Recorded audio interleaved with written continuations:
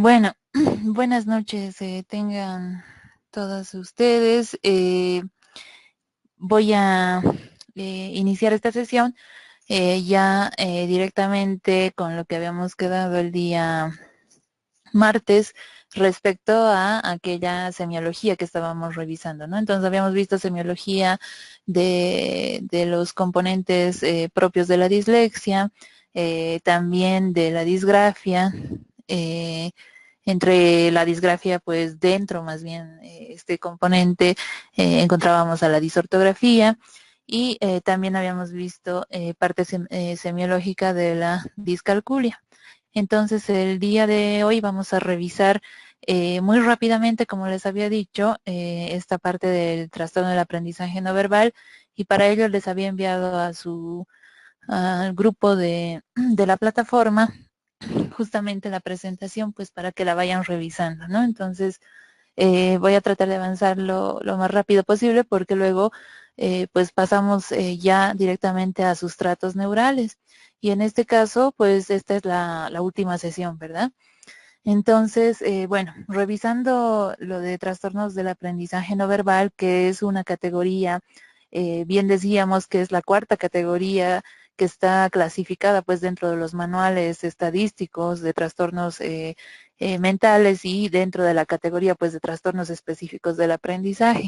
Entonces, el trastorno del aprendizaje no verbal suele confundirse muchísimas veces con algunas categorías pues propias de los trastornos del espectro autista, entre ellos el más, digamos, el que más se parece pues a este trastorno es el síndrome de Asperger. Pero para el caso, pues revisamos algunas consideraciones al respecto del trastorno del aprendizaje no verbal, porque tiene pues algunas diferencias un tanto sutiles sobre las cuales pues vamos a conversar.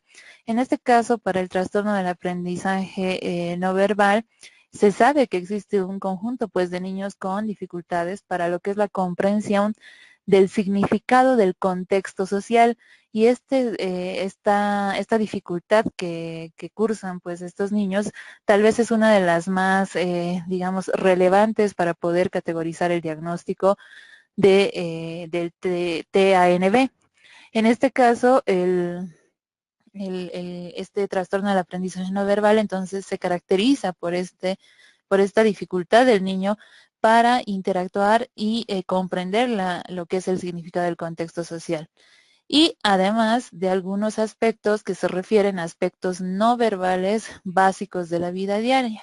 Entre ellos, por ejemplo, la interpretación de gestos, la interpretación de intenciones, las dificultades que tienen estos niños, por ejemplo, para integrarse a un nuevo contexto e incluso pues dificultades también que cursan con aprendizajes de orden no verbal, como por ejemplo las actividades físicas e incluso pues el aprendizaje de las matemáticas, que también es de categoría no verbal.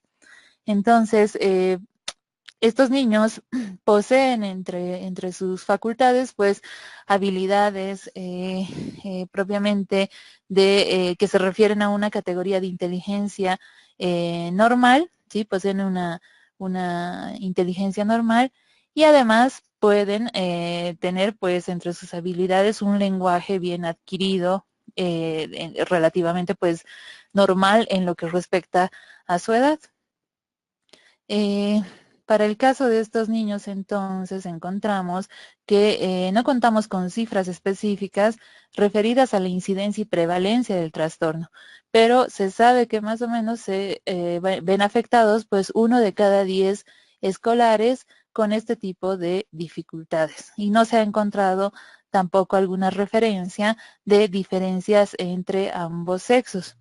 Uno de los autores principales que categoriza este trastorno y sobre el cual pues se basan la presencia de los signos clásicos de este tipo de trastorno es Rourke, y desde el año pues entre 1987 y 1995 pues él fue uno de los primeros que categoriza al trastorno del aprendizaje no verbal como síndrome de dificultades del aprendizaje no verbal. Y en esta categorización pues establece una tríada de déficits que debe cumplir el niño para poder ser categorizado con este trastorno. Entre la tríada pues vamos a encontrar la presencia justamente de alteraciones a nivel cognitivo, entendidas estas justamente como el origen del resto de dificultades que va a presentar este niño. Además tienen también dificultades evidentes en el orden académico y el punto tal vez les decía más relevante, pues estas dificultades muy notorias en cuanto a lo que es el aspecto socioemocional y de adaptación al contexto. Entonces, Rourke relacionó pues este trastorno justamente con alteraciones propias de la sustancia blanca y particularmente pues del hemisferio derecho. Entre las manifestaciones que se presentan a nivel neuropsicológico para el trastorno del aprendizaje no verbal, encontramos manifestaciones tanto clínicas como cognitivo-conductuales, y esto pues permiten sobre todo orientar el juicio acerca de los criterios diagnósticos.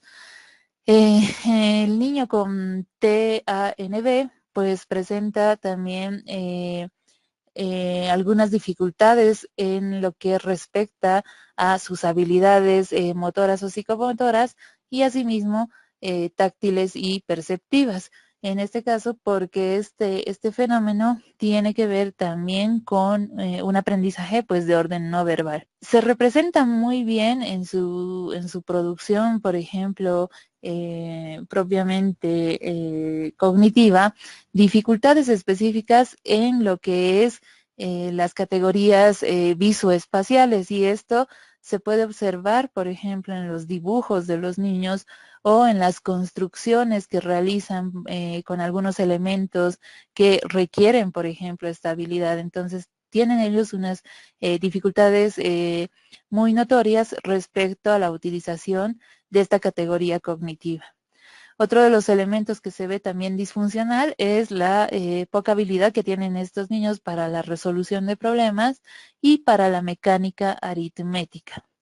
Y asimismo, pues se pueden observar, pese a ello, que estos niños pues tienen destreza en algunas habilidades de orden lingüístico y en la lectura de palabras y de letreo. Ahí vemos una producción justamente de un niño de 11 años, ¿sí? Afectado justamente por TANB, y en este caso esta prueba es una prueba referente pues a la copia de esta figura compleja que es la figura del rey, y sobre la cual el niño pues ha trabajado la copia de esta figura. Entonces vean que la copia pues es sumamente deficiente en cuanto a al manejo pues de categorías visoespaciales, y además se puede observar el compromiso, ¿no?, que va a reflejar lo que es una alteración muy importante en el funcionamiento ejecutivo de este niño, lo que implica pues dificultades, por ejemplo, para la planificación, es decir, a la copia. Esto es demasiado deficiente, ¿no?, para un niño de 11 años. Entonces, podemos observar dificultades para la planificación de la ejecución propiamente de la copia de esta figura, también dificultades en lo que respecta obviamente a las funciones visoconstructivas, y dificultades para la integración de la información visual, ¿no? Entonces, este elemento nos revela muy bien uno de los puntos que acabamos de ver dentro de esa semiología propiamente neuropsicológica con la cual cruza el niño con TANB. En el desempeño académico, como bien decíamos, que tiene pues un compromiso también propiamente que responde pues a la triada que decíamos que debe cumplir este trastorno. Encontramos algunas áreas de destreza y otras áreas de déficit para este tipo de sujetos. En el ámbito lingüístico, dentro del área académica y en relación con la escritura, vamos a encontrar algunos problemas referentes a aspectos propiamente visomotores, ¿no? Y además dificultades en la adquisición de lo que son las habilidades grafomotoras que le van a permitir pues escribir correctamente, ¿no? Entonces, en este caso, estas dificultades revelan también una mala producción escrita, ¿no? Tienen, por otro lado, un buen rendimiento ortográfico en lo que respecta al dictado de palabras aisladas, pero, por ejemplo, en la expresión escrita se van a detectar algunas dificultades para poder organizar el discurso como tal. De repente también podemos observar en esta categoría de desempeño académico que tras la manifestación propia de lo que son pues los problemas respecto al análisis visoespacial, que es requisito para lo que es la habilidad lectora, estos niños suelen desarrollar habilidades adecuadas para lo que es la lectura de palabras, ¿sí? La memorización, ¿sí? De estos elementos que implican pues estas habilidades de análisis visoespacial para la utilización verbal o escrita se va a incrementar progresivamente con la edad también del niño, ¿no? Entonces, se suele pensar por esto que una de las diferencias también importantes es que respecto pues a lo que es el síndrome de Asperger, estos niños sí superan esta etapa pues de dificultad propiamente que tiene que ver con el trastorno del aprendizaje no verbal, a diferencia del niño con síndrome de Asperger, pues que no logra superar estos elementos, ¿no? O estos eventos. También encontramos en el desempeño académico que la comprensión del material que el niño lee es mucho más difícil que la referida a la lectura de palabras aisladas, y el déficit, pues, o los déficits van a aumentar a veces con la edad y con la presentación de materiales novedosos. Y esta es un punto relevante también, porque decíamos pues que este niño tiene baja capacidad de adaptarse pues a contextos nuevos, ¿no?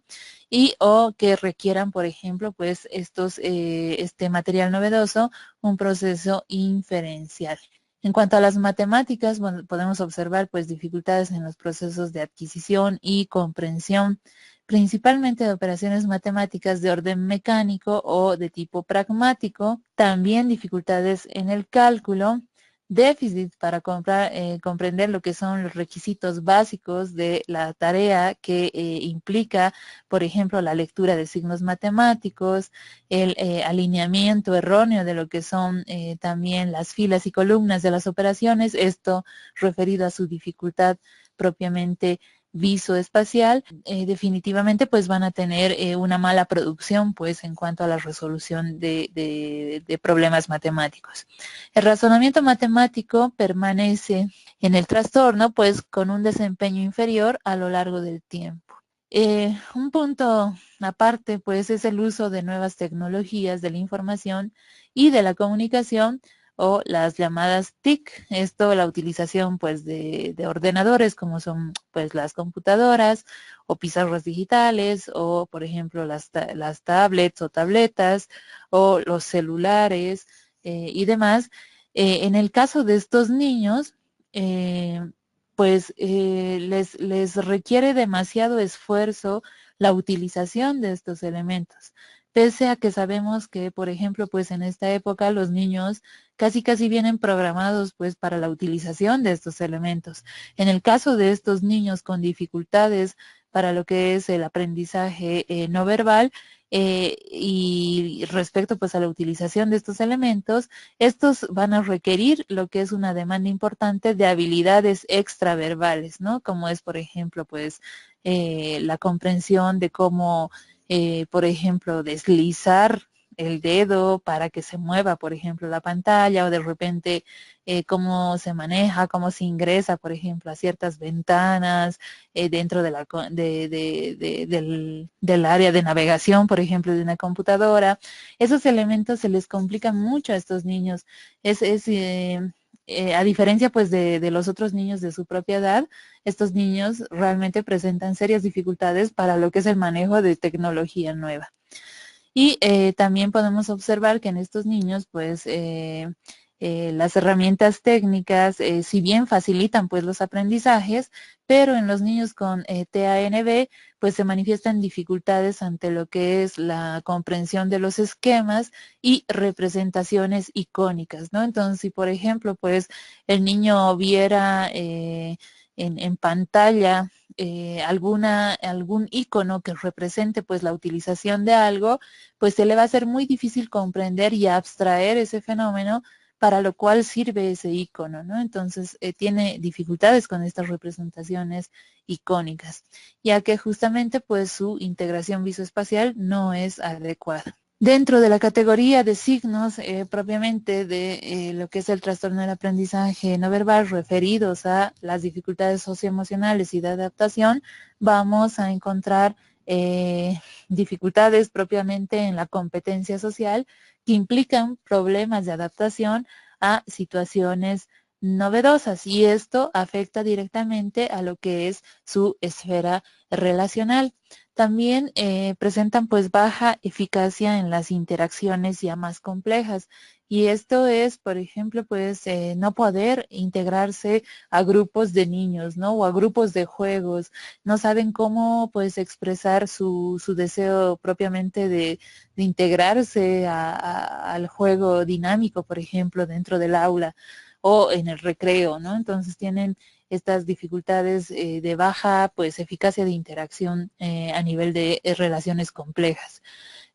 Podemos ver dificultades en lo que es la comprensión de las claves sociales, ¿sí? Es decir, aquellos elementos que implican, por ejemplo, pues la lectura propiamente de situaciones, ¿no? Que se están presentando pues en el diario vivir, como por ejemplo, si el grupo tiene la intención, yo qué sé, de jugar, ¿no? De repente, pues el niño no lo va a entender de esa manera, ¿sí? Entonces suele tener estas dificultades en esta comprensión de claves sociales. Pasa lo mismo que donde pues no sabe cómo actuar o interactuar en otro tipo de situaciones como, por ejemplo, pues que lo inviten a un cumpleaños y no sepa definitivamente cómo comportarse, ¿no? Dentro de ese evento social o de repente pues lo llevas a otro lugar donde se requiere mucho más seriedad como tal que es pues por ejemplo el asistir yo qué sé a una presentación de teatro, ¿no? Y el niño pues no sepa bajo qué condiciones pues tiene que actuar. También vamos a encontrar limitaciones en lo que es la expresión y recepción de conductas afectivas y esto es muy evidente en estos niños porque no suelen ser pues muy receptivos, por ejemplo, al afecto, ¿no? Y además no suelen expresar tampoco afecto, incluso con su entorno más cercano. Tienen déficits en lo que es la percepción, el juicio, también de las interacciones sociales. En este caso, pues les cuesta muchísimo registrar la intención del otro, ¿no?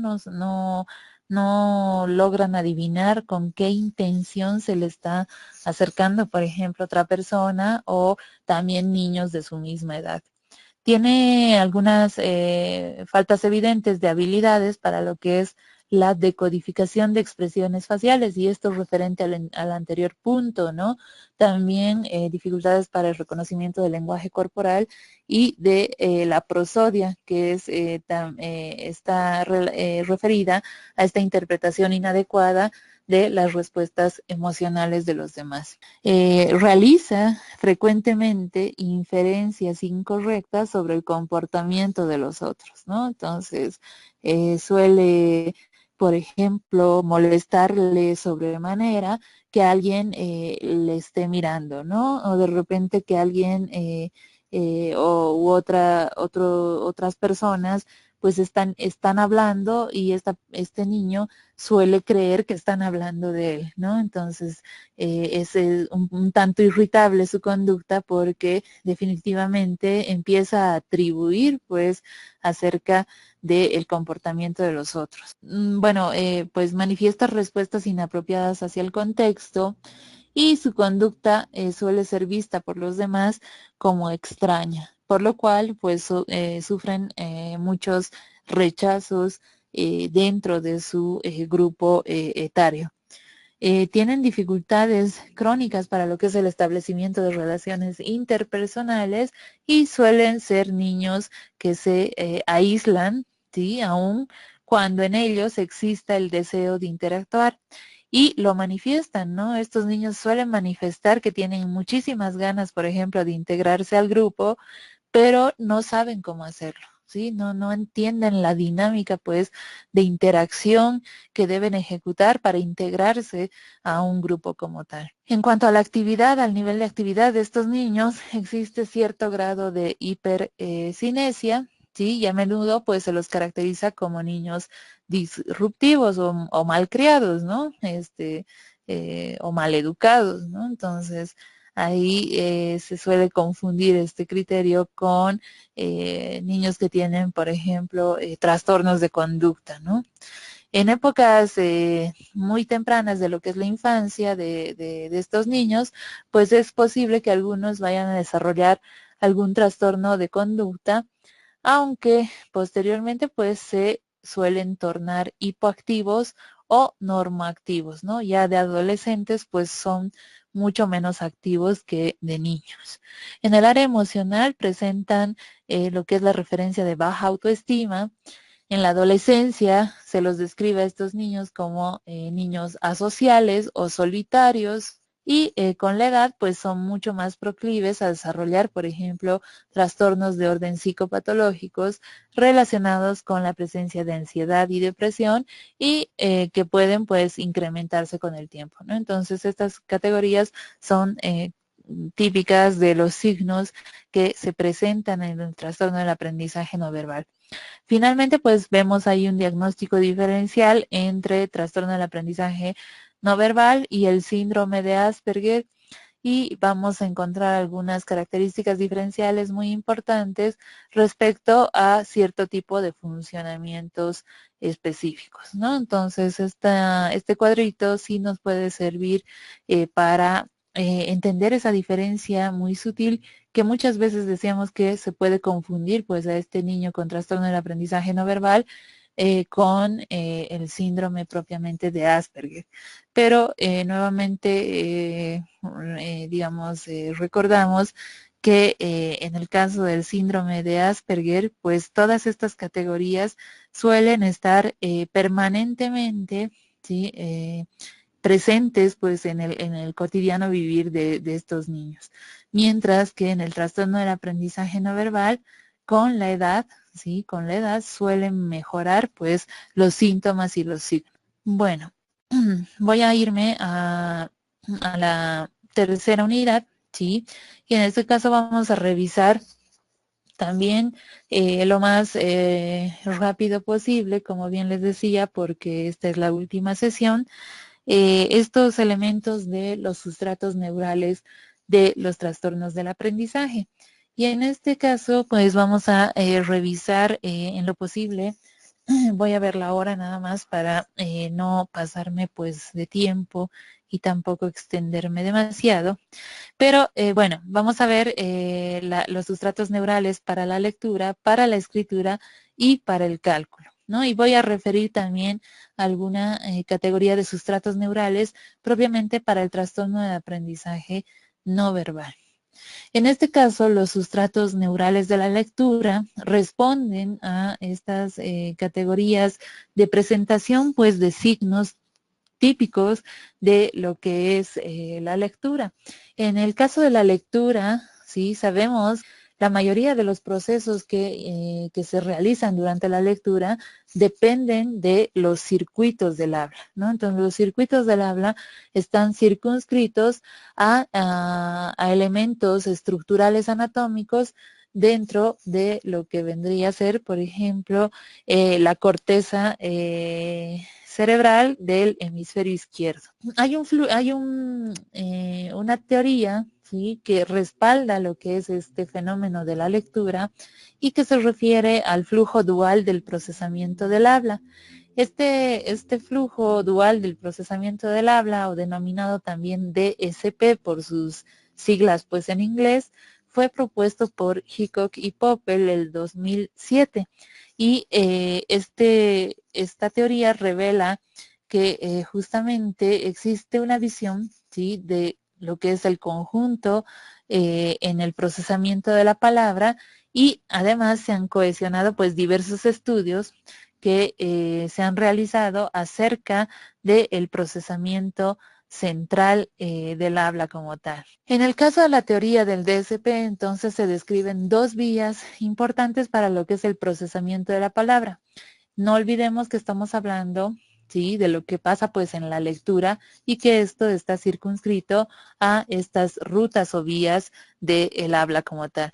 Entonces, estas dos vías para el procesamiento de palabras se refieren a dos corrientes o flujos que transcurren pues por la corteza y subcorteza del hemisferio izquierdo.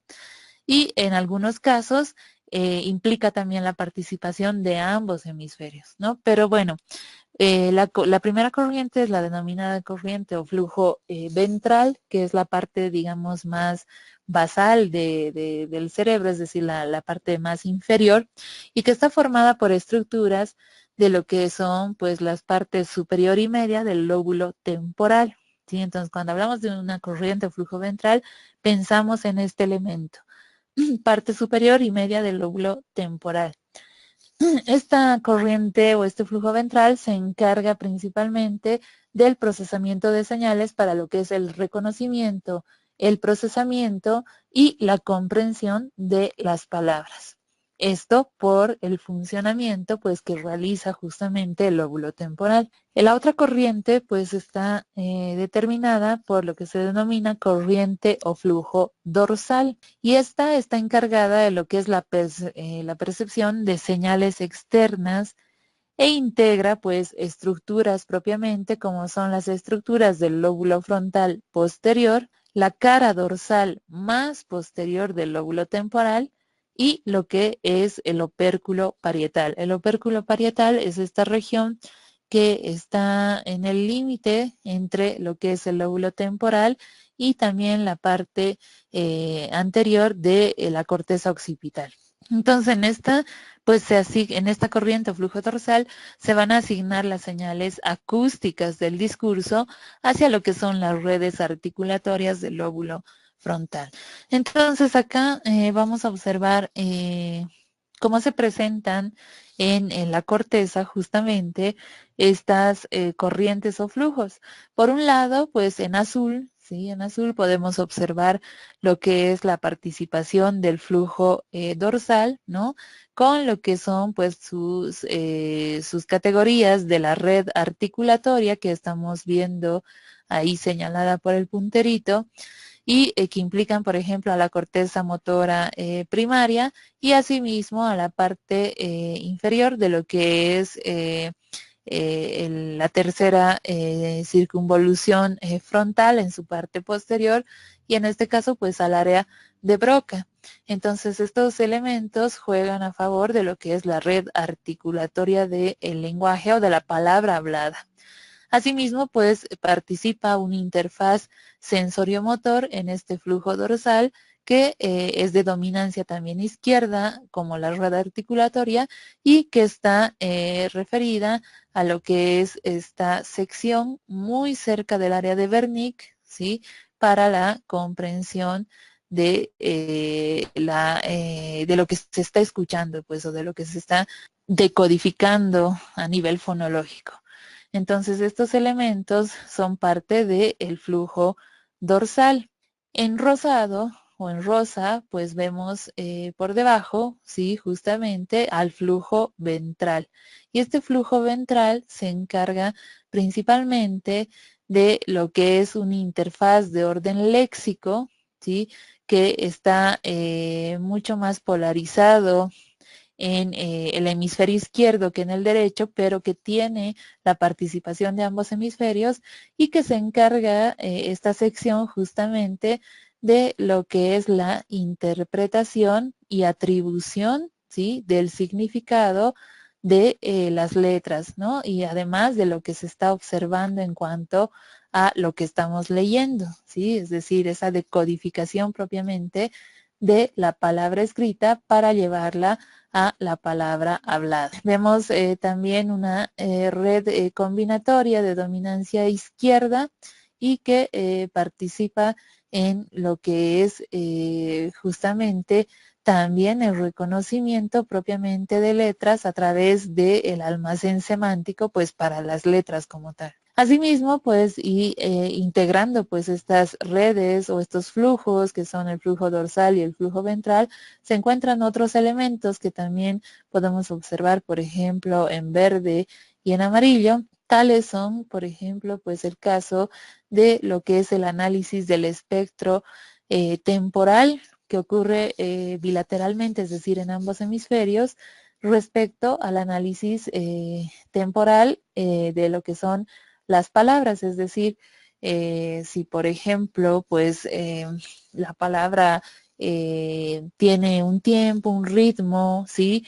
Un movimiento propiamente y además si esta temporalidad, por ejemplo, de la palabra está referida a entenderla, yo qué sé, en, no sé, en presente, en pasado, en futuro y demás, ¿no?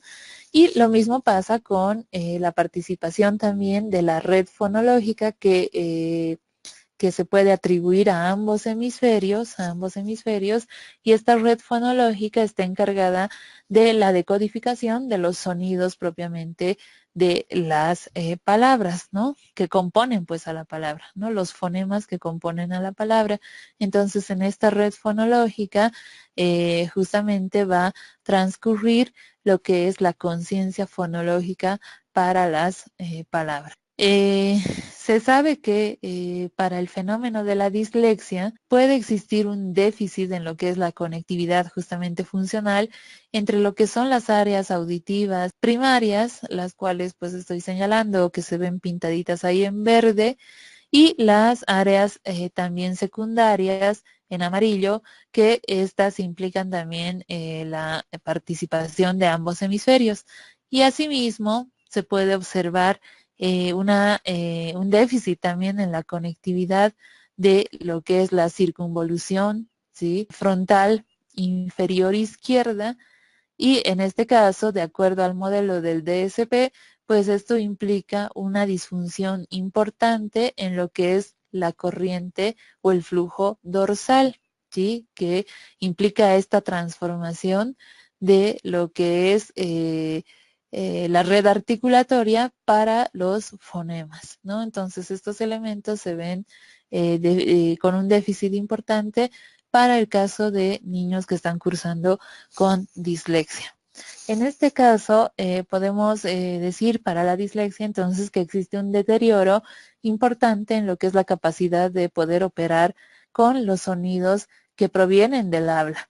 Y esto, por tanto, entonces significa que hay un déficit muy evidente en lo que es la conciencia fonológica en el caso de los niños con dislexia. Referido esto a que pues el niño va a tener dificultades para relacionar directamente el análisis de la palabra y el tratamiento de la información auditiva con lo que es la lectura finalmente. En el caso de la lectura, sabemos que es una actividad que es una de las más importantes para poder mantener, por ejemplo, una buena salud cerebral, porque implica la participación de funciones cognitivas superiores tan importantes como son la percepción, la atención, la memoria o el razonamiento. Por eso se sugiere, pues como por ejemplo, tarea de reserva cognitiva o tarea importante para lo que es el mantenimiento de esta salud cerebral, que cualquier paciente pues ejecute la lectura como tal, ¿no? Entonces, cuando nosotros leemos se activa pues una gran cantidad de circuitos importantes a nivel de redes neuronales y regiones también concretas del cerebro que nos van a permitir en milésimas de segundos poder reconocer lo que son pues las letras, combinar grafemas, combinar palabras, asignarles sonidos, ¿sí? A esas palabras para poder pronunciar y además darles un significado, ¿no? Entonces ahí vemos pintaditas las regiones y áreas que se activan, que son muchísimas en cuanto a lo que implica pues el proceso de la lectura. En la lectura, en el aprendizaje de la lectura, vemos que una de las áreas de investigación más importante que se ha realizado pues en los últimos años tiene que ver con lo que es el aprendizaje de la lectura. Mucho más en el campo de las neurociencias se ha trabajado sobre este tipo de aprendizaje y hay muchísima literatura que respalda a este contenido. Esta gráfica es una de las gráficas más importantes para poder entender lo que es el procesamiento propiamente de la lectura, ¿no? Entonces, en este caso, el procesamiento de la lectura implica todas las áreas que vemos coloreadas pues ahí, ¿sí?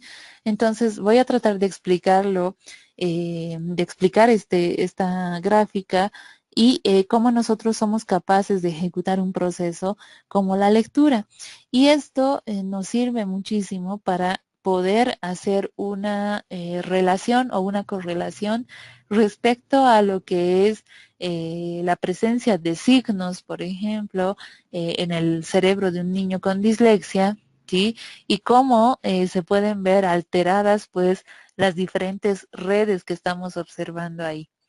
Entonces, vamos a decir que para la lectura, ¿sí? Para la lectura en el caso de la dislexia, como tal, pues decimos que el procesamiento, por ejemplo, normal de lo que es el proceso lector, implica la participación de todos estos elementos, ¿no? Entonces, en primera instancia, nosotros accedemos a la lectura a través de lo que es, pues, la visión, ¿no? Nuestros ojos, pues, nos permiten observar, ¿sí? Y registrar los estímulos provenientes, por ejemplo, de un libro o de un texto o de algo, pues, que estemos observando y que vayamos a leer. Entonces, nuestros ojitos, ¿sí? Van a mandar señales a través de lo que son pues los nervios ópticos hasta la parte posterior, sí, hasta la parte posterior del lóbulo occipital, que vemos pintada aquí en amarillo o en naranja, tal vez en sus pantallas.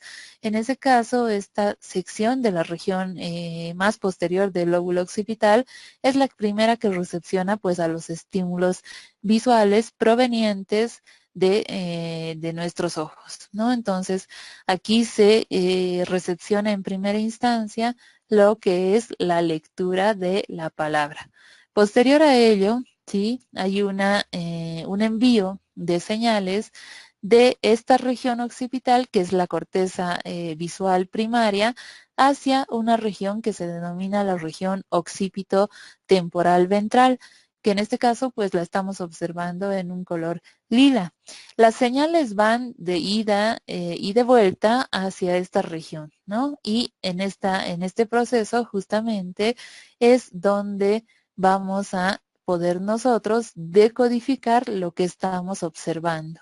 En este caso, esta área, esta región occipito temporal ventral, es el área que se encarga pues de la forma visual de las palabras, es el registro visual de lo que estamos observando y se ha denominado comúnmente como la caja de letras del cerebro.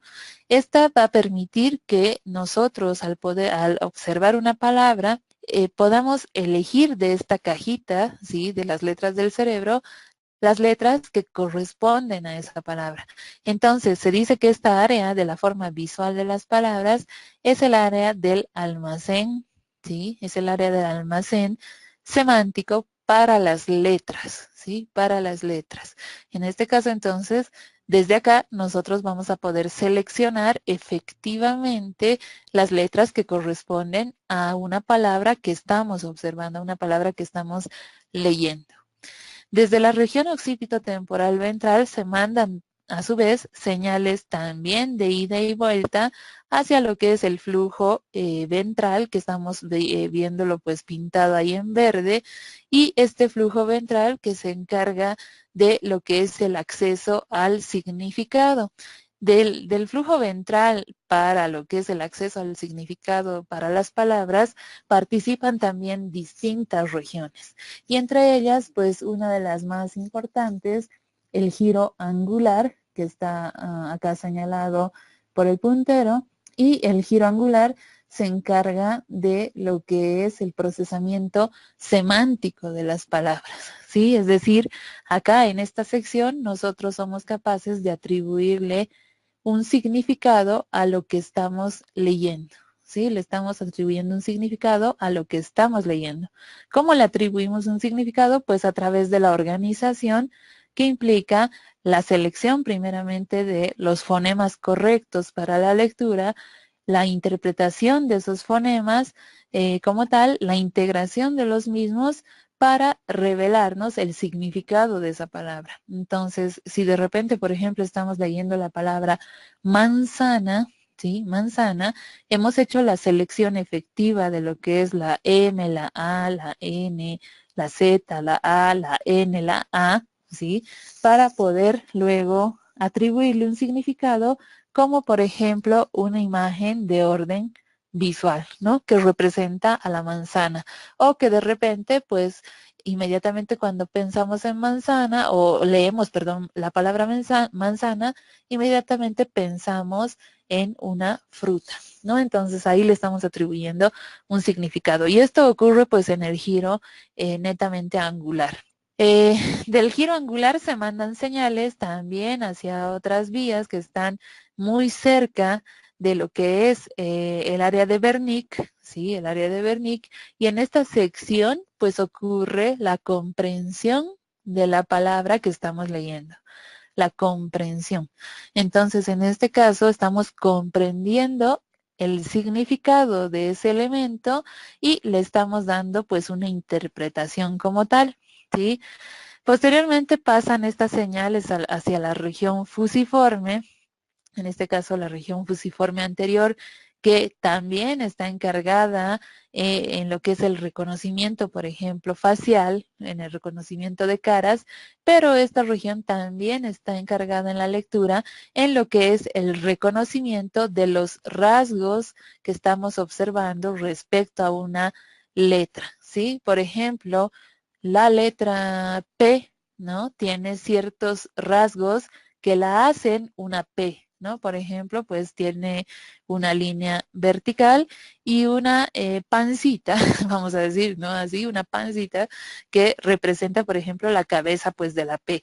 Entonces, esos elementos se registran ahí, nos permite la región fusiforme anterior registrar lo que es el rasgo típico de la grafía que estamos observando, ¿no? De ese elemento gráfico que estamos observando. Al mismo tiempo, ¿sí? Se mandan señales también hacia lo que son las regiones temporales anteriores y aquí está implicada, por ejemplo, el almacén de la memoria a largo plazo y mandando señales también, hacia la región frontal inferior, que en este caso la región frontal inferior nos permite articular la palabra, nos va a permitir articular la palabra en un lenguaje interno. Y esta articulación de la palabra en el lenguaje interno nos permite traer a colación una idea o un pensamiento respecto a la palabra que estamos leyendo.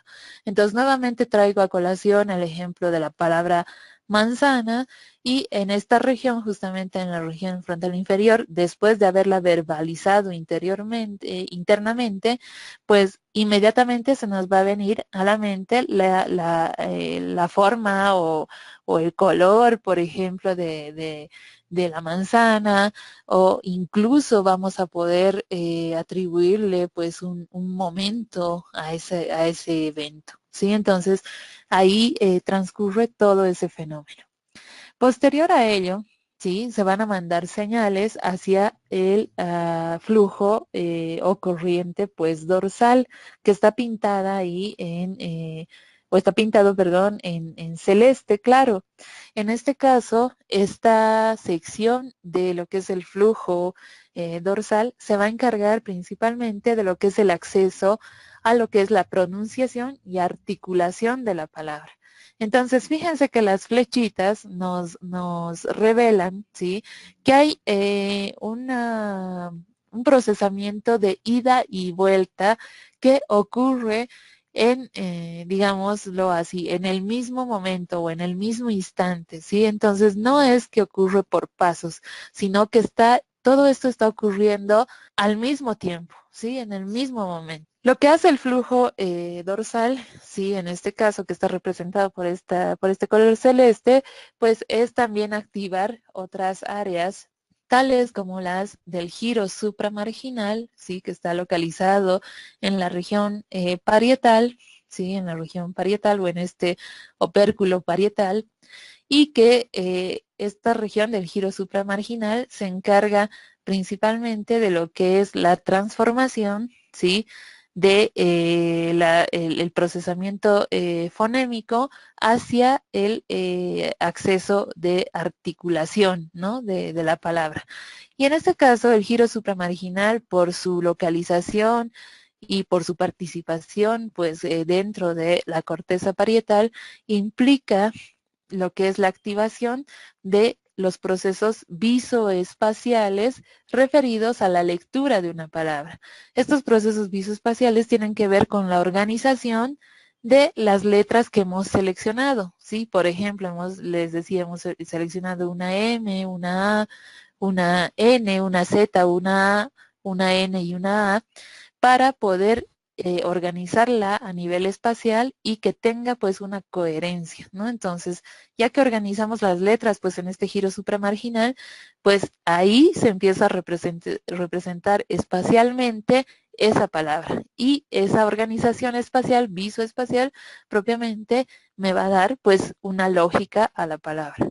Desde aquí también se mandan señales de ida y vuelta hacia la región propiamente de el área circundante a la cisura lateral y al área de Wernicke, que implica también lo que es la comprensión propiamente de lo que acabamos de organizar, ¿no? En cuanto a esta organización pues espacial de esta palabra. Entonces, esta comprensión que ocurre en el área de Wernicke va a mandar señales hacia las regiones temporales superiores y hacia el área auditiva primaria, ¿no? Entonces, en el área auditiva primaria transcurre justamente la escucha activa de lo que estoy leyendo, ¿no? Entonces, en esta región, por ejemplo, se decodifican pues los elementos propiamente de los sonidos que componen a la palabra, ¿no? Entonces acá estamos entendiendo entonces que se activa pues esta conciencia fonológica para poder mandar señales posteriormente hacia lo que es esta región que implica la ínsula anterior, ¿sí? La ínsula anterior, también las regiones frontales propiamente inferiores que están muy cerca del área de Broca, para posteriormente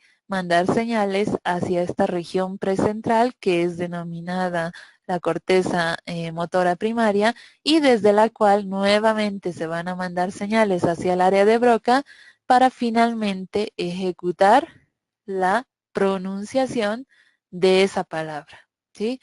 Entonces, fíjense cuán compleja es la red que está comprometida para el lenguaje o para la lectura. Esto lo realizamos pues cuando leemos, ¿no? Entonces, todas estas regiones se activan al mismo tiempo. Al mismo tiempo, entonces se ejecutan en milésimas de segundos. No, decíamos, no es algo secuencial, es algo que está ocurriendo al mismo tiempo. Entonces se activan al mismo tiempo para poder ejecutar en milésimas de segundos lo que es la pronunciación del texto que estamos leyendo, ¿sí? Entonces ahí podemos encontrar esa participación propiamente de cada una de las regiones que participan entonces en el proceso de lectura. Como bien decíamos, participa el lóbulo occipital, participa el lóbulo temporal, participa el parietal y asimismo participa el lóbulo frontal. Esta región que estamos viendo en café, sí, y que dice pues que es la región de atención arriba, abajo y lectura en serie, esta región justamente se va a encargar de lo que es la organización también espacial para la lectura por ejemplo, de párrafos, ¿no? Y en este caso permite al cerebro poder realizar una lectura de izquierda a derecha y terminando la última palabra, volver hacia abajo sobre la siguiente línea de oraciones que acabamos de leer, ¿no? Entonces, ahí se organiza esta lectura propiamente en serie y nuestro cerebro, gracias a ello, pues tiene la habilidad de no perderse en la lectura, por ejemplo, de textos y de párrafos, ya que implica pues un orden más complejo, ¿no? Entonces, acá el cerebro participa entonces con muchísimas regiones implicadas en lo que es la lectura, ¿sí? En el caso, por ejemplo, del niño con dislexia, nosotros tenemos que pensar cuál de estas regiones, ¿sí? ¿Cuál de estas regiones o cuál de estas secciones se encuentra afectada respecto a el signo que estemos observando? Por ejemplo, si sabemos que el niño con dislexia, ¿sí?, tiene dificultades para lo que es la decodificación de sonidos, componentes de la palabra, entonces inmediatamente pues nos vamos a ir a lo que es esta sección, ¿no? Que está integrada tanto por el giro supramarginal como por el giro angular y además parte pues de lo que es también el área de Wernicke, ¿no? Entonces esta sección puede estar comprometiendo justamente lo que es la decodificación de sonidos propios de los fonemas que componen a la palabra y esto repercute directamente en en el acceso pues a lo que es la comprensión de lo que estamos leyendo, ¿no? Entonces, sabemos que el niño con dislexia también pues tiene dificultades en la comprensión, entonces me remito también al área, por ejemplo, de lo que implica esta región temporal media y el giro, perdón, y la región temporal superior, y ambas pues están comprometidas, por ejemplo, en la comprensión de la palabra, ¿no? En la comprensión del lenguaje. Entonces, ahí el área de Wernicke se ve pues implicada, ¿no? Entonces, si vamos analizando cada uno de los componentes, se nos va a hacer muy fácil distinguir cómo el niño con dislexia pues tiene estas dificultades para la lectura, para la comprensión, ¿sí? Para lo que es la atribución también de significados a las palabras, para lo que implica la decodificación de los sonidos componentes de la palabra y además para la categoría principal de lo que es la dislexia, que implica, por ejemplo, dificultades en la conciencia fonológica, ¿no? Entonces, estos elementos se pueden analizar en cada uno de estos elementos, de estos sistemas que componen a los flujos tanto ventrales como dorsales del cerebro, principalmente pues del hemisferio izquierdo. Cuando hablamos de áreas cerebrales implicadas en la lectura, ¿sí? Ahí me voy a ir un poquito más rápido.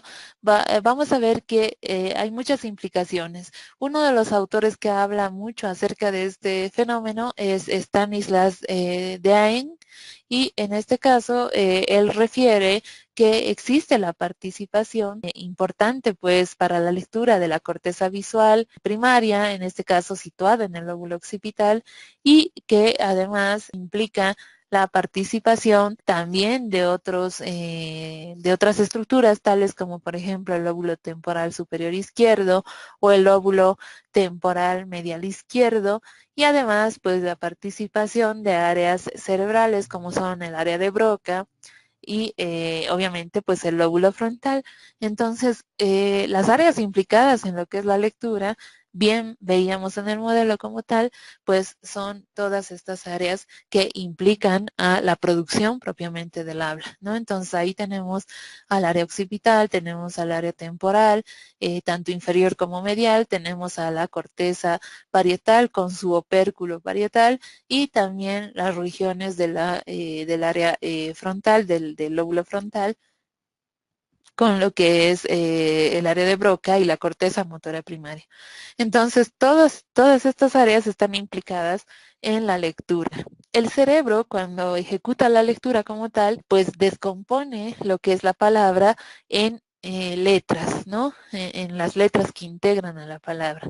Pero el cerebro no realiza una lectura de forma secuencial, sino que el cerebro realiza una lectura en paralelo de estas letras que acaba de descomponer y además lo realiza a gran velocidad, ¿no? Entonces, en este sentido, nosotros leemos la palabra, ¿sí? Tenemos la ilusión de que leemos la palabra de forma completa, pero nuestro cerebro está decodificando los sonidos componentes de cada una de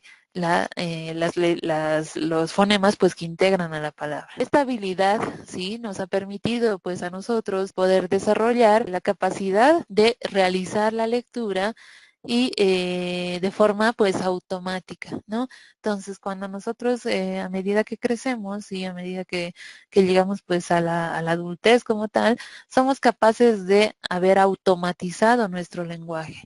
Entonces no necesitamos, sí, justamente realizar un análisis de cada uno de los elementos que estamos pronunciando o de repente de cada uno de los elementos que estamos leyendo, sino más bien nuestro cerebro pues tiene la habilidad, la gran habilidad de poder leer la totalidad de los elementos sin necesidad de recurrir a un análisis mucho más específico, ¿no? En este caso, entendemos entonces que esta habilidad nos permite, la habilidad de haber automatizado pues el lenguaje nos permite leer, ¿sí? Sin generar pues un análisis implícito. Cuando hacemos entonces ya referencia a lo que es el proceso de lo que es la lectura, cuando vamos a pronunciar, por ejemplo, una palabra escrita, es decir, cuando hacemos la lectura en voz alta, entendemos la implicancia pues de la corteza visual primaria, las regiones propiamente del giro angular, del área de Wernicke, la participación de esta sección de haces de fibras nerviosas que se llama el fascículo arqueado, que tiene proyecciones hacia el área de Broca y hacia la corteza motora primaria, para después pues sacar la palabra leída, ¿sí? La palabra leída en pronunciación. Sí, entonces ahí está la participación, digamos, más simple, ¿no? De poder observar a nivel de lo que es el procesamiento de la corteza cerebral. Sabemos que la lectura, por tanto, sí, es muy importante porque permite observar en el niño que está aprendiendo a leer la maravillosa capacidad que tiene el cerebro para la neuroplasticidad. Entonces, la lectura es una actividad, sí, que va a generar desde el momento en que empezamos a leer, porque cuando empezamos a leer, pues realizamos, digamos, descubrimientos nuevos, nos emocionamos por poder entender lo que estamos leyendo, nos emocionamos cuando podemos leer una palabra completa. Entonces esto está generando pues cambios plásticos a nivel cerebral. Ahí tenemos las rutas de la lectura justamente que están implicadas propiamente tanto para la vía fonológica o la ruta fonológica como para la ruta visual. En el caso de la ruta fonológica, esta ruta se utiliza cuando nosotros estamos aprendiendo a leer, ¿no? Se utiliza en la primera infancia, pues, ¿no? Esta ruta también se utiliza cuando nosotros leemos una palabra en otro idioma por primera vez. Esta ruta permite al cerebro como tal, pues ejecutar una lectura que es un tanto lenta, pero que requiere, por ejemplo, el análisis de cada uno de los fonemas propios de la palabra. En este caso, se suelen deletrear las palabras o se silabean pues las palabras cuando estamos aprendiendo a leer. Si vemos ahí la participación de la ruta fonológica, es muy fácil de entender cómo nosotros a través de la percepción visual de la palabra escrita, en este caso, por ejemplo, la palabra casa, ¿sí? Se va a convertir fonémicamente o fonológicamente en lo que son sus componentes propios, ¿no? Los componentes que componen, voy a redundar, ¿sí? Los componentes que componen a la palabra casa. Entonces aquí estamos haciendo la selección pues de los fonemas que componen a esta palabra, a la palabra casa, y le atribuimos pues un sonido como tal. En este caso pues sonaría k, a, s, a, ¿sí? Así más o menos lo decodifica pues nuestro cerebro. Entonces se realiza pues una conversión de los grafemas escritos hacia los fonemas que son los. Posterior a ello, a través de esta ruta fonológica se va a asignar, ¿sí?, lo que es una representación de significado de lo que es este elemento y se genera pues la imagen mental de lo que acabamos de leer para que finalmente nos sea mucho más fácil entender y poder pronunciar y leer la palabra casa como tal, ¿no? Que es la producción de la lectura en voz alta. Entonces esta ruta, si bien es lenta, es más lenta que la ruta visual, pero nos permite pues empezar a generar esta conciencia fonológica de las palabras. La ruta visual es otra ruta que se utiliza, ¿sí?, ya en la mayoría de los casos en personas que ya tenemos pues experiencia con la lectura, ¿no? Entonces, esto implica que el análisis de las palabras se realizan de forma muy veloz. Nosotros solamente necesitamos echarle pues un vistazo muy rápido a las palabras para poder entender qué es lo que estamos leyendo. Y no tenemos necesidad pues de fijarnos en cada letra, ¿no? Y cuando observamos la palabra, inmediatamente sabemos enseguida de qué término se trata porque nos es muy familiar. Entonces aquí esta ruta visual es mucho más veloz e implica también la percepción visual de la palabra escrita sin el análisis fonológico y directamente pues pasa actividad a lo que es la búsqueda de similitudes en lo que se llama el almacén de las palabras familiares.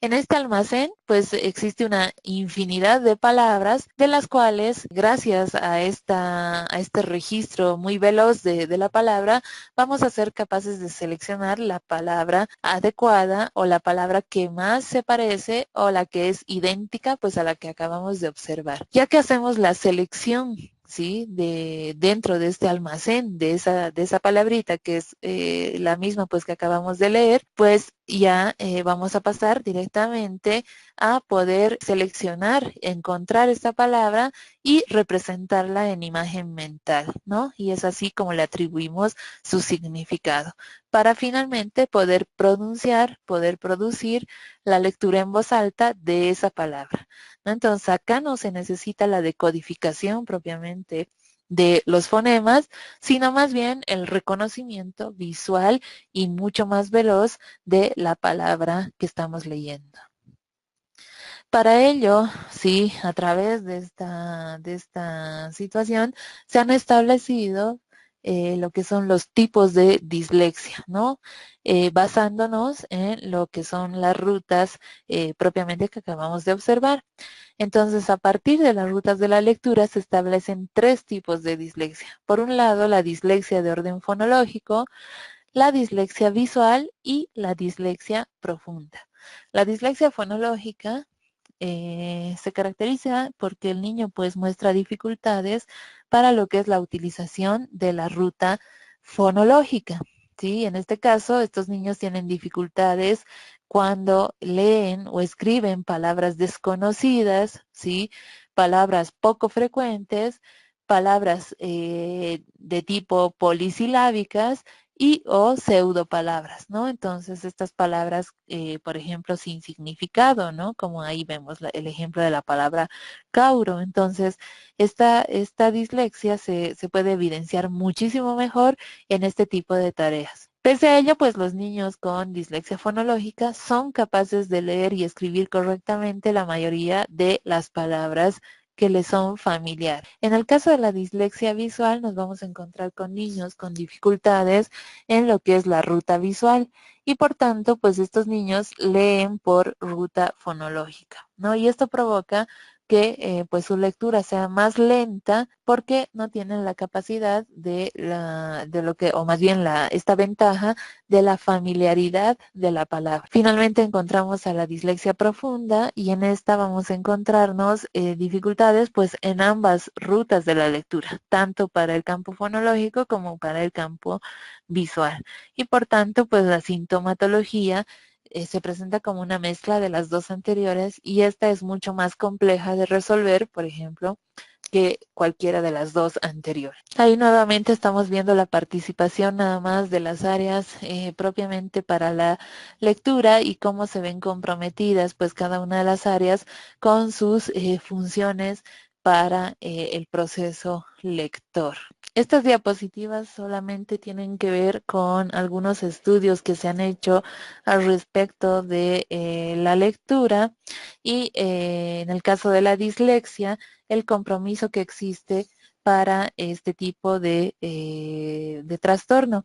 Entonces, en este caso, pues se sabe, gracias a estos estudios, que no los vamos a referir todos, ya propiamente lo van a leer ustedes en el contenido que tenemos o del dossier o también de las diapositivas, pero revelan que a través de estudios, por ejemplo, de neuroimagen, tales como los estudios de resonancia magnética, por ejemplo, o los estudios de resonancia magnética funcional, incluso estudios electroencefalográficos, se han podido evidenciar pues alteraciones en el metabolismo, por ejemplo, cerebral de regiones del hemisferio izquierdo que tienen que ver con el procesamiento de la lectura, ¿no? Y en este caso, pues se encuentran mayormente comprometidas algunas áreas tales como son las áreas occipito-temporales izquierdas, también las áreas frontotemporales izquierdas, y que implican lo que es el fenómeno propiamente de dificultades pues que se manifiestan en estos niños, ¿no? Ahí vemos dos ejemplos, por ejemplo, de estos elementos donde podemos encontrar pues en el cerebro, por ejemplo, de un sujeto que no presenta dislexia, a diferencia de el cerebro del sujeto disléxico, pues la menor activación, ¿sí? La menor activación de áreas, especialmente en el hemisferio izquierdo, ¿no? Especialmente podemos observar una menor activación de las áreas que comprometen pues al lenguaje o a la lectura. ¿Sí? En el otro caso también podemos observar una menor activación en el grupo de dislexia para lo que es la participación o la activación del área que implica pues la conciencia fonológica, ¿no? Entonces, muy disminuida a diferencia del grupo control. Entonces, bueno, estos estudios, como bien les decía, revelan esa proyección, ¿sí?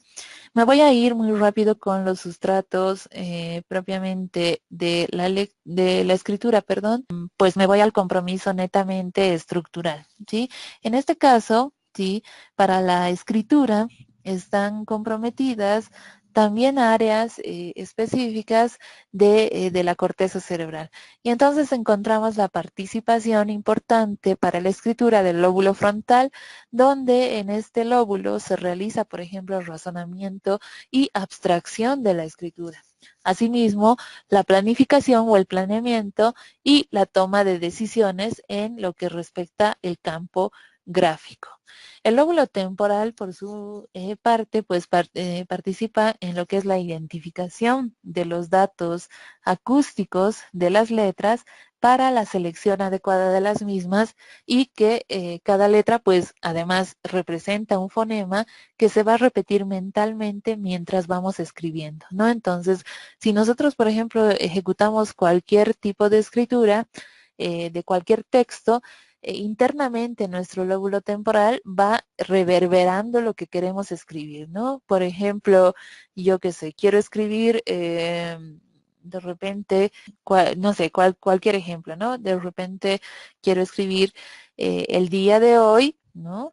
Fui a pasear en teleférico, ¿no? Entonces, esa idea que ya tengo de lo que quiero escribir se va reverberando internamente en el lóbulo temporal y es como que el lóbulo temporal pues va dictándote lo que tienes que escribir, ¿no? Entonces ahí te dice el día, ¿no? El día de hoy, ¿no? El día de hoy fui a pasear en teleférico, ¿no? Entonces ahí está reverberando ese bucle, pues, ese bucle fonológico propiamente. El lóbulo parietal, por su lado, en el campo de la escritura, va a participar con lo que es la coordinación de el ojo y la mano o con otros órganos también escribientes, cuando la mano hábil, por ejemplo, no se puede utilizar, ¿no? Entonces, esta habilidad del lóbulo parietal para coordinar estos movimientos permite pues la ejecución adecuada de la escritura. Y finalmente, pues el lóbulo occipital, participa en el proceso de la escritura en lo que es la visualización de las letras y esto pues a través del reconocimiento de los caracteres gráficos de las palabras que vayamos a escribir, ¿no? Entonces, gracias al lóbulo occipital somos capaces de visualizar estos elementos gráficos y llevarlos hacia el papel de forma correcta, ¿no? Entonces, cuando quiero escribir una M, ¿no? De repente, pues tengo que pensar en la forma de la M, ¿no? Que no va a ser, o va a ser diferente, perdón, en este caso, de una letra N, por ejemplo, ¿no? Entonces el lóbulo occipital pues se encarga de eso, ¿no? De esa representación gráfica de las letras, ¿sí? Si bien la escritura exige un análisis independiente, se dice que a pesar, sí, de compartir ciertos elementos con la lectura, esta habilidad de la escritura tiene sus particularidades y depende de procesos cognitivos que no ponemos en práctica cuando leemos, ¿no?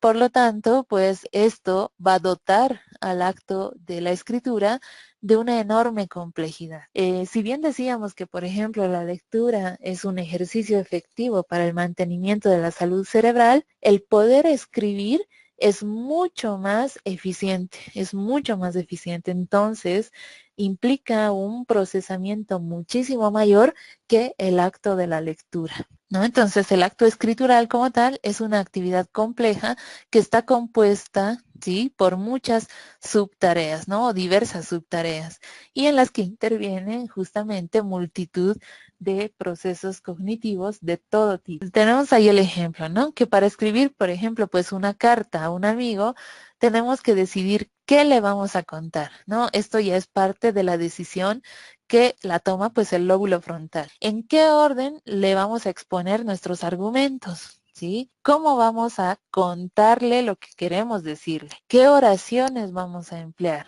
¿Qué palabras vamos a utilizar? Además, vamos a prestar atención pues a las reglas ortográficas propias de la reproducción escrita, la colocación de signos de puntuación que son muy importantes y asimismo pues los movimientos musculares para conseguir escribir las letras con sus rasgos correspondientes y las adecuadas proporciones. Entonces, fíjense que ahí participan muchísimos elementos que parten desde el lóbulo frontal y que terminan, por ejemplo, incluso en la participación de la corteza motora que va a regir pues los movimientos adecuados e incluso partes específicas del cerebelo que van a coordinar los movimientos y que van a permitir pues trabajar por ejemplo con elementos de motricidad fina. Entonces todas estas secciones tienen una participación tal vez mucho mayor que el proceso de lectura, ¿sí? Lo mismo que en la lectura, en la escritura, también se emplean dos rutas para lo que es la escritura de palabras. Tenemos a una ruta directa, que también es visual u ortográfica, y en este caso, esta se utiliza para lo que es la escritura de palabras conocidas, ¿no? Las palabras que conocemos. Las palabras además que usamos frecuentemente. También la escritura de palabras irregulares o palabras con ortografía pues arbitraria u ortografía reglada, ¿sí? En el caso de la ruta indirecta, que es otra de las rutas, esta está referida a la ruta auditiva o fonológica y esta se utiliza para lo que es la escritura de palabras desconocidas completamente o de uso infrecuente o las llamadas pseudopalabras, ¿no? Que son estas palabras inventadas o que no tienen significado. Entonces, este tipo de rutas contribuye pues a la escritura como tal, ¿no? Ahí tenemos, por ejemplo, en una tarea de copia, la participación de lo que es la ruta directa, visual u ortográfica. En este caso tenemos entonces la percepción que se realiza en primera instancia de la palabra que vayamos a copiar, ¿no? En este caso, por ejemplo, la palabra casa, ¿sí?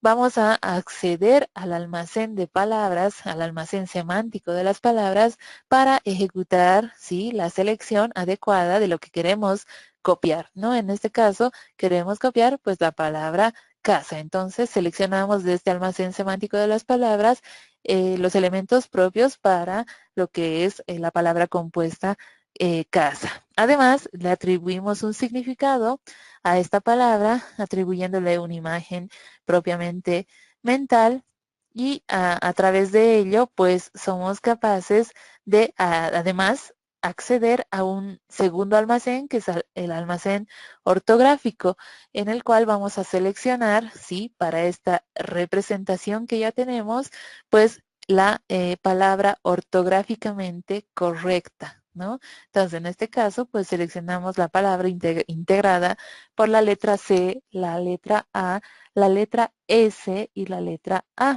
¿Sí? Entonces, de ese almacén ortográfico vamos a poder acceder posteriormente a lo que es la imagen ortográfica de esa palabra, ¿no?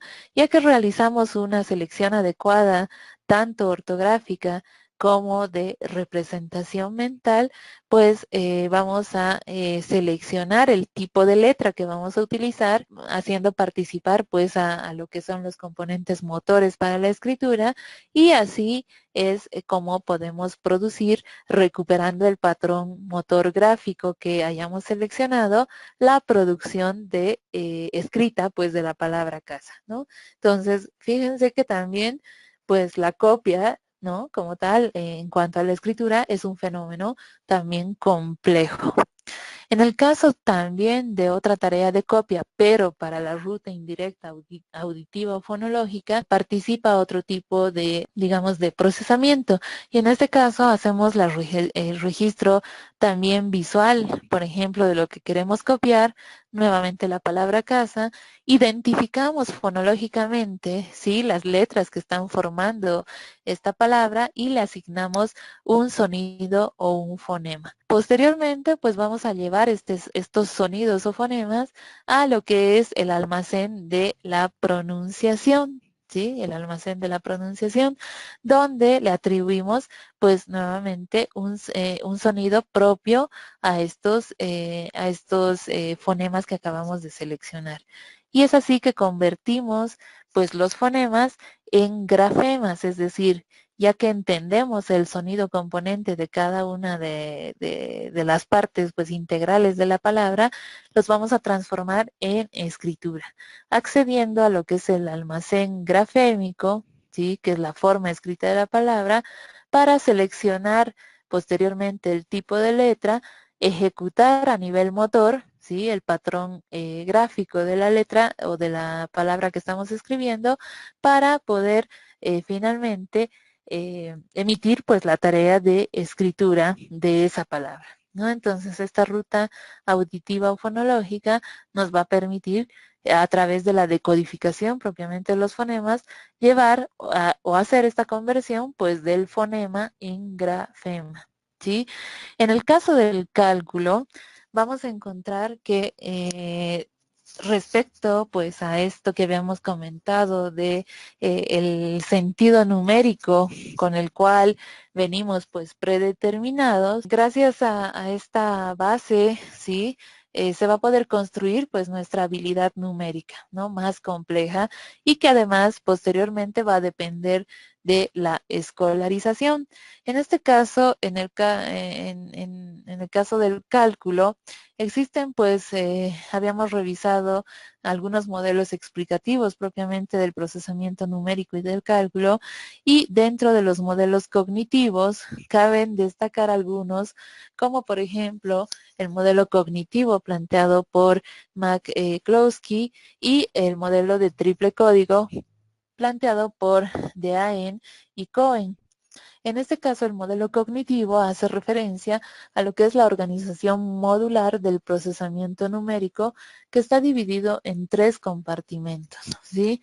Para este caso, encontramos que el sistema de procesamiento numérico es uno de los primeros sistemas modulares, y este se va a dividir en sistemas de entrada y de salida, ¿no? Estos sistemas, estos subsistemas de entrada y de salida, son módulos separados para lo que es el procesamiento del código, es decir, del número como tal, y el procesamiento verbal de ese número, ¿no? Es decir, la forma fonológica de ese elemento y la forma escrita u ortográfica de ese elemento que estamos observando o que estamos percibiendo, ¿no? En este caso, pues, el número.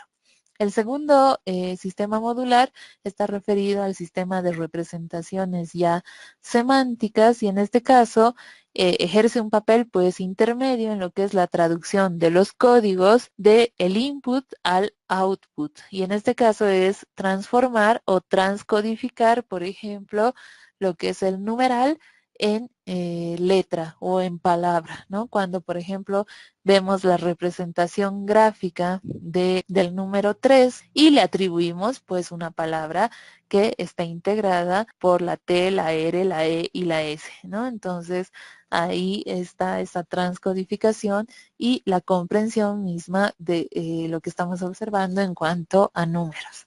Finalmente, pues, encontramos el sistema modular integrado por el sistema de cálculo, y este va a permitir dividir al cálculo mental y al cálculo escrito en 2 subsistemas independientes.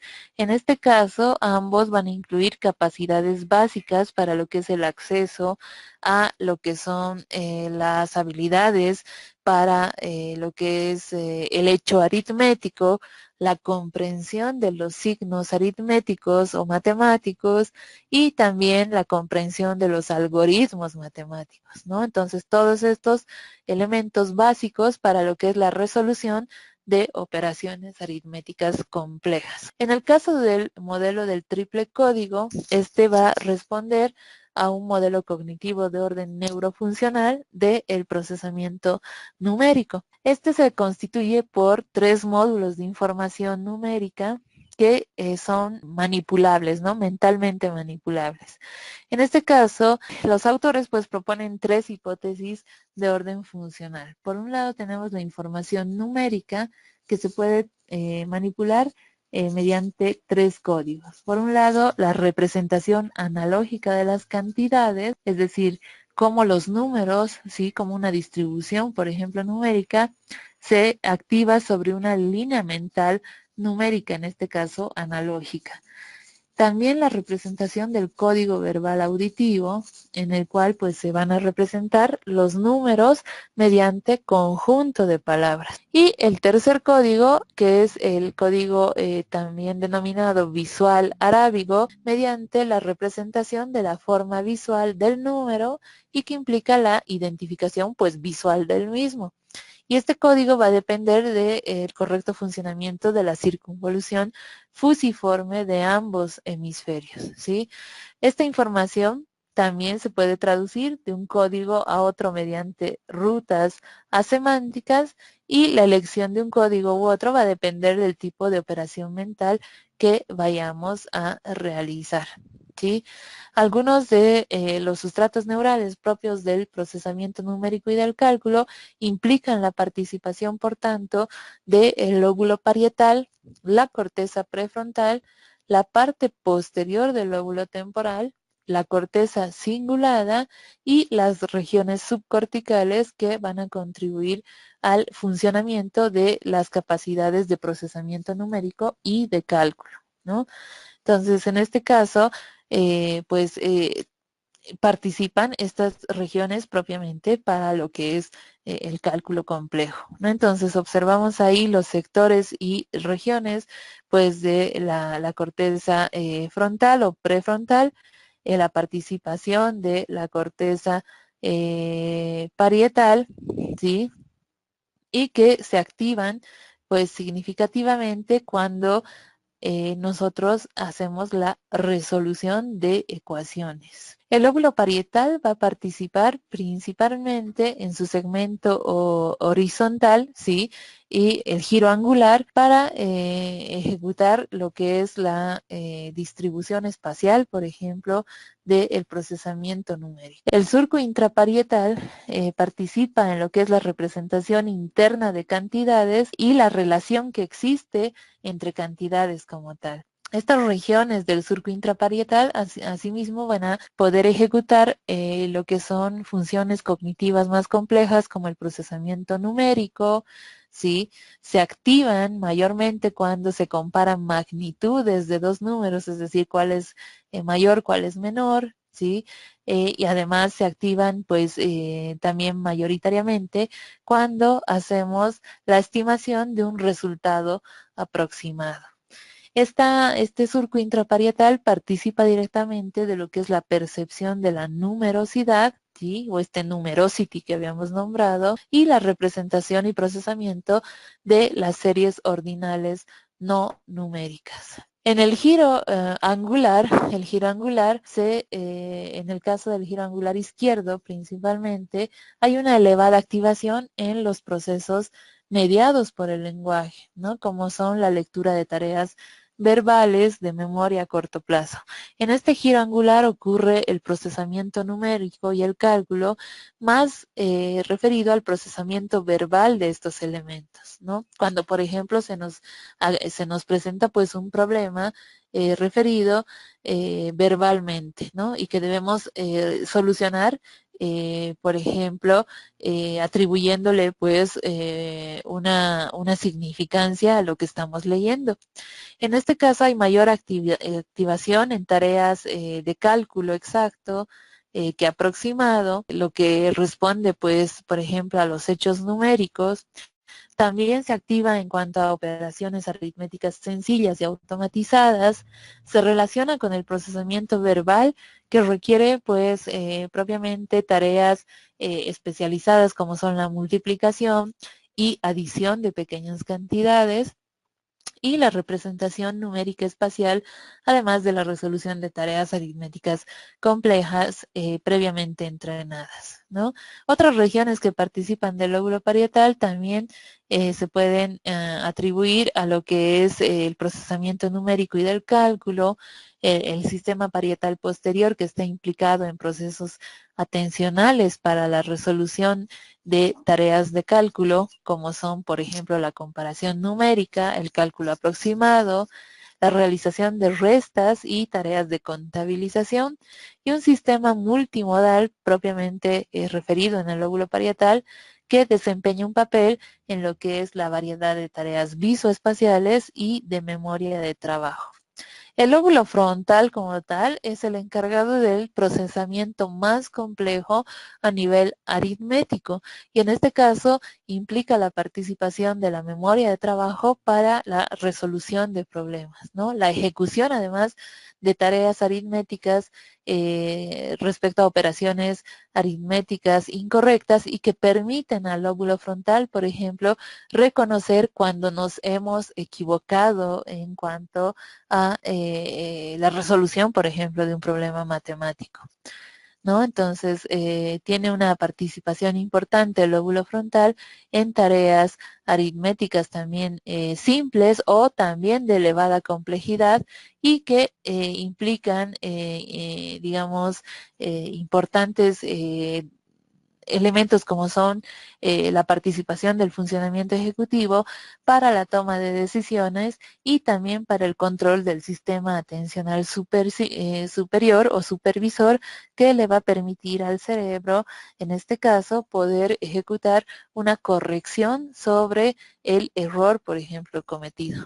¿sí? Otro tipo de regiones implicadas también en el cálculo complejo es la participación de la ínsula, ¿sí? El lóbulo de la ínsula y lo que es la corteza cerebelosa en la recuperación de los hechos numéricos y o la denominación mediante la confrontación visual.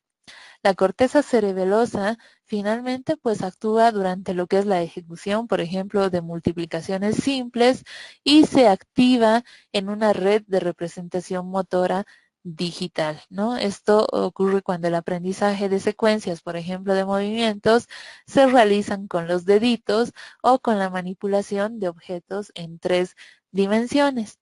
El núcleo caudado, que es otro elemento que estamos observando, esta área que estamos señalando, participa en lo que es el procesamiento numérico y el cálculo, aunque pues exactamente no se ha descrito a cabalidad su papel, pero tiene una implicación en tareas propiamente del cálculo aritmético complejo, donde se va a activar mayormente el núcleo caudado cuando los problemas son novedosos o nuevos o son desafiantes, por ejemplo, ¿no? Entonces tiene que ver también con órdenes motivacionales. Bueno, esta sección propiamente pues es muy compleja, ¿sí? Por tanto, voy a respaldar todo ello con artículos de revisión, ¿sí? Entonces, estos artículos de revisión les van a servir para entender muchísimo mejor todas estas implicaciones, pues, de los sustratos neurales. Ya que tenemos los sustratos neurales, nos es más, digamos, más llevadero el proceso de comprensión de funcionamiento cerebral para los distintos aprendizajes, ¿no? Entonces, todo esto va a estar respaldado propiamente por los libros de Stanislas Daen, ¿sí? Que hablan acerca de estos elementos y artículos que tienen que ver con las representaciones propiamente de los sustratos neurales y estas rutas que acabamos de revisar, ¿sí? Entonces, vamos a respaldar de ese modo, pues, este contenido, ¿sí? Ya son, bueno, las 8:36. Vamos a parar, pues, la sesión acá. No sin antes haberles agradecido, sí, el que estén conectados el día de hoy, el que estén pues ahí en la plataforma y tratando pues de contener todos estos criterios tanto teóricos como de modelos explicativos y demás, ¿no? Entonces, si hubiera alguna pregunta muy puntual, por favor, al respecto de estos elementos, pues estoy atenta. De todos modos, sí, lo podemos conversar también por el grupo en la plataforma.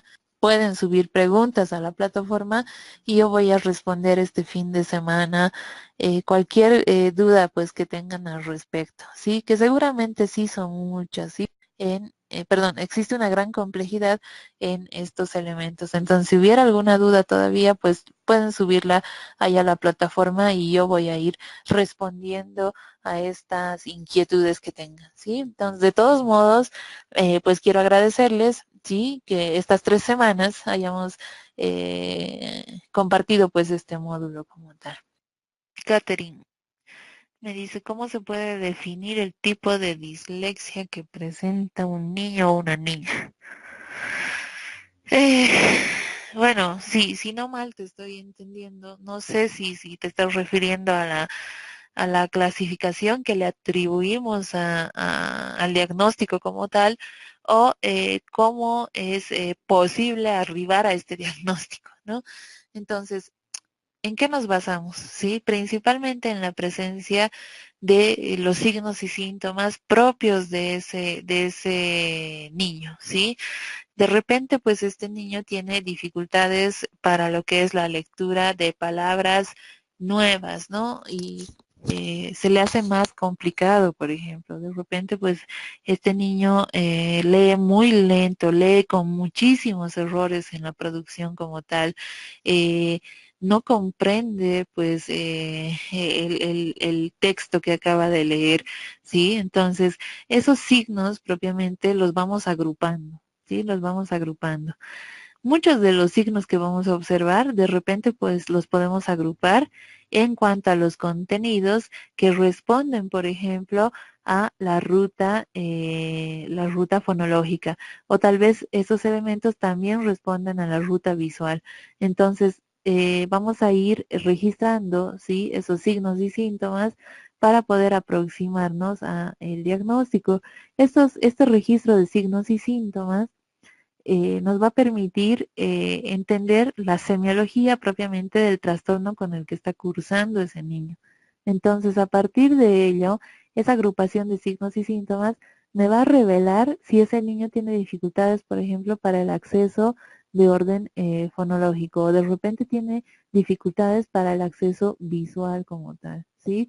Eh, Esto se realiza a través, obviamente, de pruebas, digamos, estandarizadas, y una de ellas, obviamente, la de mayor utilización, son las pruebas de lectura, perdón, tales como el PROLEC, que me revela esos elementos, o de repente, por ejemplo, el BANETA, que también me revela elementos de tareas que tienen que ver con la lectura. Entonces, a partir de ello voy a poder hacer un registro propiamente de la producción del lenguaje hablado pues de ese niño en cuanto a la lectura, y me va a ser más fácil pues la agrupación de signos y síntomas.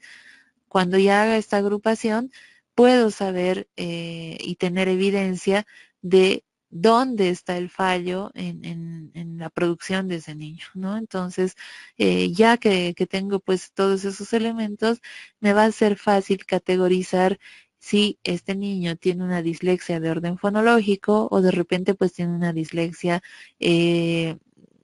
categorizada como la dislexia visual, o esta mixta que veíamos con la participación de ambos elementos, ¿no? Entonces, mayormente vamos a encontrar niños con dislexia mixta, ¿no? Mucho más que los puramente fonológicos o los puramente visuales, ¿no? Pero sí, siempre sí hay que hacer esa diferenciación entre las dos rutas, ¿no? De repente tomando muchísima atención y prestando muchísima atención a si el niño tiene dificultades para lo que es el acceso de la conciencia fonológica, o tiene una dificultad, por ejemplo, mucho más referida a lo que es la producción del lenguaje hablado, cuando realiza una lectura, por ejemplo, especular, ¿no? Cuando te lee, en vez de pato, te lee dato, ¿no? Entonces ahí esa producción es netamente visual, ¿no? Entonces habría que estimar, pues, si es a nivel netamente de, por ejemplo, flujo ventral o flujo dorsal. No hay por qué, querida Catherine. Entonces, hay muchísimas, seguramente, preguntas y cuestiones, porque les decía que esta parte es la más compleja, ¿no? Entonces, vamos a hacer lo siguiente. Los y las que quieran, por favor, envíenme un audio, ¿sí? Les voy a escribir mi celular si es que no lo vieron, pues, en la plataforma, ¿sí? Entonces ahí les mando mi celu para que puedan mandarme un audio. Y yo les voy a también responder por un audio, ¿sí? En lo que es su celular. Entonces, si tienen alguna duda, pues ahí estoy atenta. El fin de semana lo voy a hacer porque estos 2 días, pues, me estoy preparando para un taller. Y de todos modos estoy atenta a sus preguntas, ¿sí? Si necesitaran también algo, pues se los voy enviando. Y como tal les decía, les voy a respaldar, perdón, les voy a respaldar esta parte final con lo que son artículos y los libros de Stanislas Daen, ¿sí? Entonces ahí se los subo a la plataforma. Bueno, entonces ahora sí no me quiero prolongar más de la hora que teníamos estimada, y nuevamente agradecerles, nuevamente haberles agradecido, sí, la paciencia, ¿sí? El tiempo que han invertido pues en poder escucharnos, ¿sí? Bueno, entonces muchas gracias chicos, que el próximo módulo pues esté también, digamos, acorde a sus requerimientos, ¿sí? Entonces cualquier cosa pues estoy atenta a mi celular, el fin de semana les voy respondiendo sus dudas. Muchísimas gracias Marisol, gracias Analía. Entonces, un abrazo, nos estamos escuchando prontito y también estoy al pendiente de ustedes.